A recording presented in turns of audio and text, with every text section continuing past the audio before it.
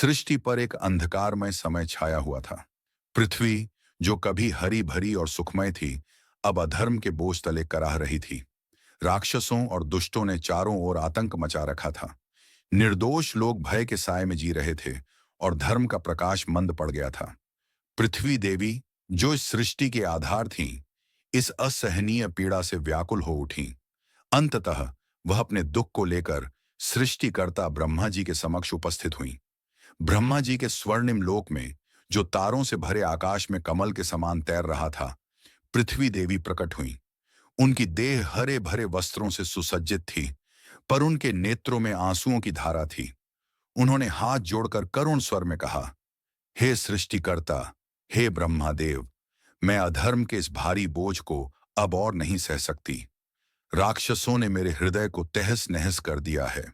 पापियों का अत्याचार बढ़ गया है और धर्म का मार्ग लुप्त हो रहा है। कृपया मेरी रक्षा करें, नहीं तो यह सृष्टि विनाश के कगार पर पहुंच जाएगी। ब्रह्मा जी अपने चार मुखों से पृथ्वी की करुणा को देख रहे थे।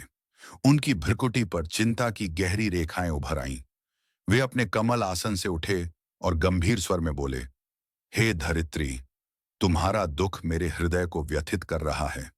यह सत्य है कि अधर्म ने सृष्टि को संकट में डाल दिया है, परंतु चिंता न करो।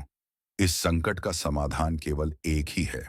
हमें श्री हरि विष्णु की शरण में जाना होगा, जो सृष्टि के पालक और धर्म के रक्षक हैं। ब्रह्मा जी ने तत्काल भगवान शिव, इंद्र, वरुण और अन्य प्रमुख देवताओं को बुलाया। सभी देवगण ब्रह्मा जी के साथ क्षीर सागर की ओर प्रस्थान करने को तैयार हुए, जहां श्री विष्णु शेषनाग पर शयन करते हैं। क्षीर सागर का दृश्य अति रमणीय था। दूधिया लहरें शांत स्वर में बह रही थीं और चारों ओर स्वर्णिम प्रकाश फैला हुआ था। शेषनाग के हजारों फनों पर श्री विष्णु विराजमान थे। उनके नीले शरीर पर कौस्तुभ मणि चमक रही थी। उनके चरणों में माता लक्ष्मी सेवा में तत्पर थीं। ब्रह्मा जी, शिव जी और अन्य देवता श्री विष्णु के समक्ष हाथ जोड़कर खड़े हुए। उनकी आंखों में भक्ति और आशा की चमक थी। ब्रह्मा जी ने आगे बढ़कर विनम्रता से कहा, हे श्री हरि, हे विश्व के पालनकर्ता, हम आपके चरणों में नतमस्तक हैं। पृथ्वी अधर्म के बोझ तले दब रही है। राक्षसों ने सृष्टि में उत्पात मचा रखा है। निर्दोष लोग भयभीत हैं और धर्म का मार्ग लुप्त हो रहा है। हे प्रभु, कृपया इस सृष्टि की रक्षा करें। शिव जी ने अपनी गंभीर वाणी में जोड़ा, हे नारायण, आप ही इस सृष्टि के आधार हैं। आपके बिना यह विश्व अंधकार में डूब जाएगा।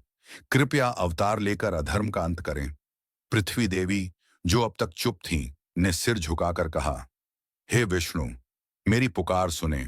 मेरे हृदय पर पाप का बोझ असहनीय हो गया है। आपकी कृपा ही मुझे मुक्ति दे सकती है। श्री विष्णु ने अपनी शांत और गहरी आंखों से सभी को देखा। उनके चेहरे पर एक ऐसी मुस्कान थी जो सृष्टि को आलोकित कर दे। वे धीरे से शेषनाग पर उठे और अपनी मधुर, गंभीर वाणी में बोले, हे ब्रह्मा, हे शिव, हे धरित्री और हे देवगण, चिंता ना करो। जब जब धर्म की हानि होती है और अधर्म का प्रभाव बढ़ता है, तब तब मैं स्वयं अवतार लेकर सृष्टि की रक्षा करता हूं।